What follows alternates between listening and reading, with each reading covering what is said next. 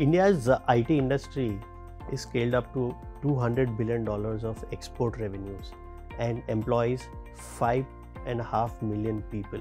Over the years, we have seen the technology intensity for companies go only up, and in this age of disruption, to stay relevant, tech spending is not a question of if, but it's about how much you will spend. The explosion of data in the past decade, advanced analytics, and customer demand for better experience have made it mandatory for all the global enterprises to modernize their systems and thus embark on large-scale digital transformation programs. Sectors like BFSI, retail, high-tech have been early adopters of technology, while manufacturing, public sector are now adopting and catching up. But eventually, it's about everyone has to spend a significant and modernize their systems. Most of the enterprises are in the early stage of their digital transformation journey, with only 40% of the workloads have been transitioned to cloud so far. 20% are only modernized, and only 1/3 of the clients have modernized their ERP systems, and less than 10% of the clients are mature in their data and AI strategies. AI has certainly become a topic of conversations in all the boardrooms, and most of the enterprises are started to run some kind of a pilot project to embed AI either in their services or in their products.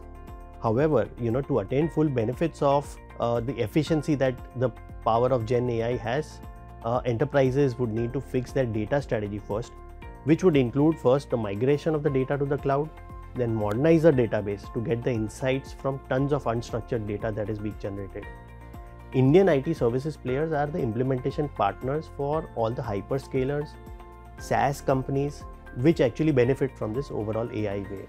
So basically AI, while there is a threat, but at the same time Indian IT players would use AI to deliver better services and faster, and actually pass on that efficiency to their clients. Every technology refresh cycle has provided an opportunity for the Indian tech companies to further gain market share, which have been successfully grabbed, driven by very strong execution.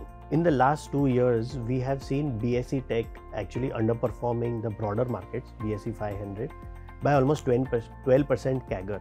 However, 2 years before, we had seen a significant outperformance by BSE Tech to the broader market. In my experience of looking at this sector for over 15 years, there are always cycles. You see 2 years of underspending or underperformance. However, over the next 2 years, we've seen bounce back. And the broader macro, whenever there is a uncertainty at a macro environment level, you will see the sector underperform. What we've seen in calendar 23 and initial part of calendar 24 is that uncertainty has been reducing on two aspects. One was the US elections, and second is the interest rate stance by the US Fed. As these, there is more clarity and with regards to the interest rate as well as the US elections are behind, we expect that the tech spends should revive, and that poses CY25 and CY26 as good years. That should see good growth coming back, and once the growth comes back, you will see actually stocks also reflecting the same.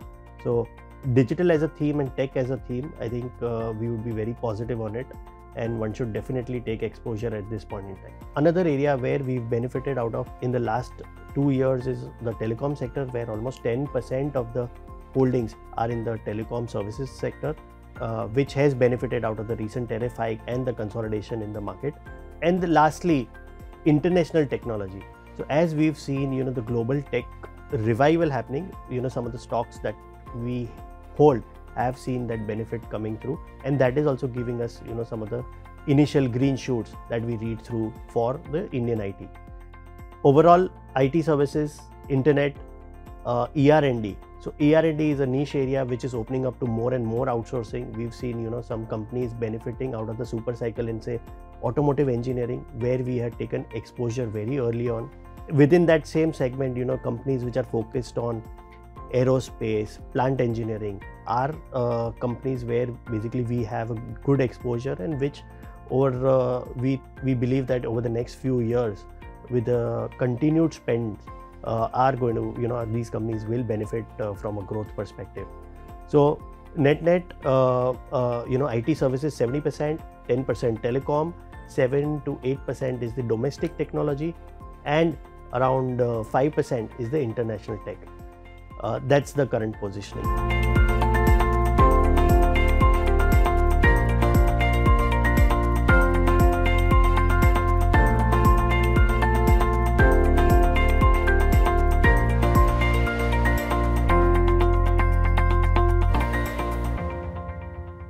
Mutual fund investments are subject to market risks. Read all scheme-related documents carefully.